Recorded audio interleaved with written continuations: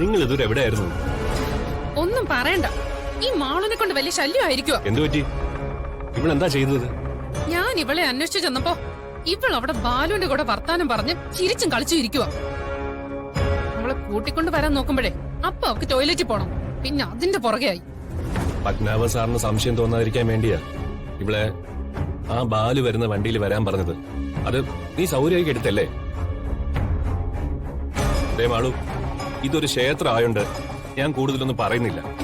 വീട്ടിൽ ചെല്ലുമ്പോ വീണ്ടും ആ ബാലുവിനൊപ്പം കൂടിയാ നല്ല ചുട്ടടി വാങ്ങിക്കും കേട്ടോ. ബാലു പാവല്ലേ അച്ഛാ? നീ മിണ്ടരുത്.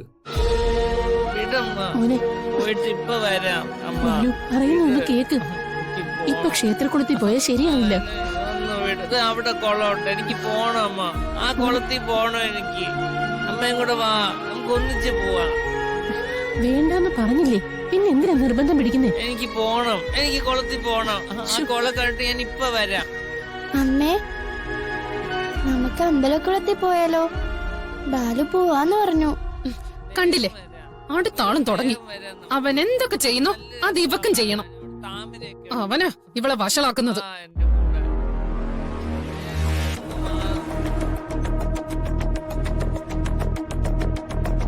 ഗോഡൌൺ കത്തുമ്പോ ഇവരൊന്നും ആ പരിസരത്തുണ്ടാവാതിരിക്കുന്നതാണ് നല്ലത്.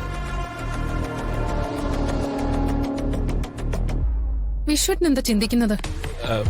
കാഞ്ഞനെ, നീ ഇവരെയും കൂട്ടി അമ്പലക്കുളത്തിലേക്ക് ചെല്ല്. നോക്കും അമ്പലക്കുളം കാണുന്നല്ലേ പറഞ്ഞത്. നിങ്ങൾ ചെല്ല്, ഞാൻ പിന്നീട് ഒന്ന് വിളിക്കാം. ഹായ്. വിശ്വട്ടാ പറഞ്ഞത് കേൾക്ക്, ചെല്ല്. അല്ല, എന്തിനാ ഇപ്പൊ അവിടേക്ക് പോകുന്നത്? കാര്യമുണ്ട്, പറയുന്ന കേൾക്ക് കാഞ്ചന.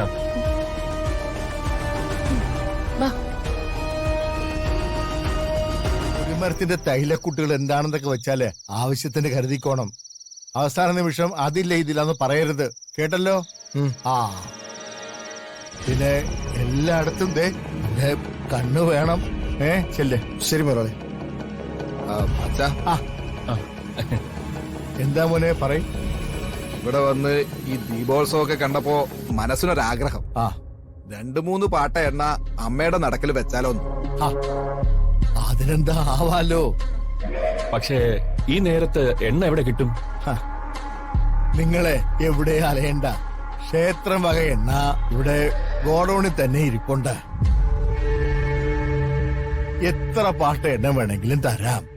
അമ്മയുടെ നടയിലെ എണ്ണ സമർപ്പിച്ചാൽ, അങ്ങനെ പ്രാർത്ഥിച്ചാൽ ഭയങ്കര ഐശ്വര്യ. അല്ല, ഗോഡൌണിൽ നിന്ന് ഞങ്ങൾ പോയി എടുക്കണോ അതോ?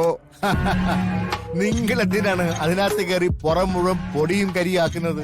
മക്കളെ, നിങ്ങൾ എന്റെ അതിഥികളും ബന്ധുക്കളുമല്ലേ. നിങ്ങൾക്ക് വേണ്ട കാര്യങ്ങൾ ചെയ്തു തരേണ്ടത് എന്റെ ഉത്തരവാദിത്വമല്ലേ. നിങ്ങളെ ഇവിടെ തന്നെ നിന്നാ മതി. നിങ്ങൾക്ക് വേണ്ട എണ്ണ അവൻ കൊണ്ടുവരും. ആര്? ഗിരിയെ.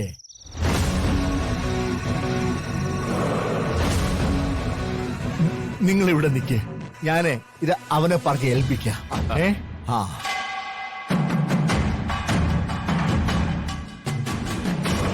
അപ്പോ കാര്യങ്ങളൊക്കെ വിചാരിച്ചിടത്ത് തന്നെ എത്തുന്നുണ്ട്.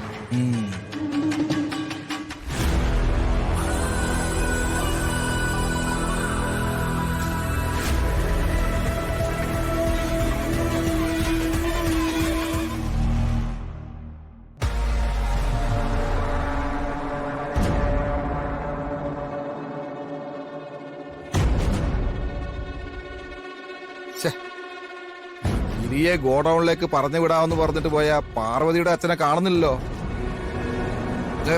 ഇനി എനിക്ക് കാത്തിരിക്കാൻ വയ്യ. എത്രയും പെട്ടെന്ന് അവന്റെ ശവം എനിക്ക് കാണണം. എടാ, പത്മനാഭ സാർ ഇതേ വരുന്നുണ്ട്.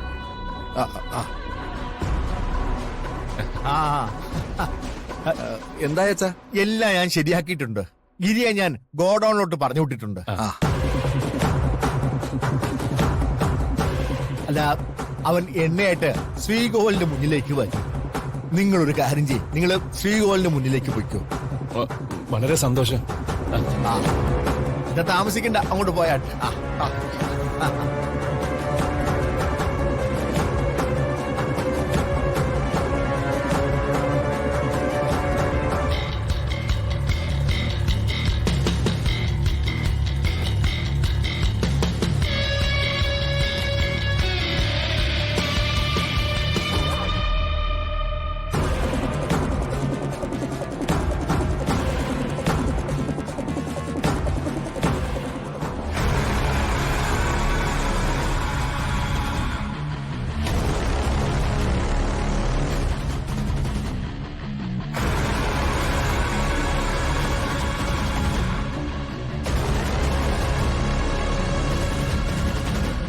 എന്തായി മുതലാളി?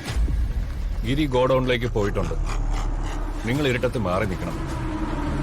ഗിരി ഗോഡൌണിലേക്ക് കയറിന്ന് ഉറപ്പായ നിങ്ങൾ ഗോഡൌണിന്റെ വാതിൽ പുറത്തുനിന്ന് പൂട്ടി അതിന് തീയിട്ടേക്കണം. ശരി മുതലാളി. ഒരു കാരണവശാലും അവൻ രക്ഷപ്പെടരുത്. അവൻ ചുട്ടെരിഞ്ഞ് ചാരാവണം. ഏറ്റു മുതലാളി. എന്നാ പോയിക്കോ. ശരി.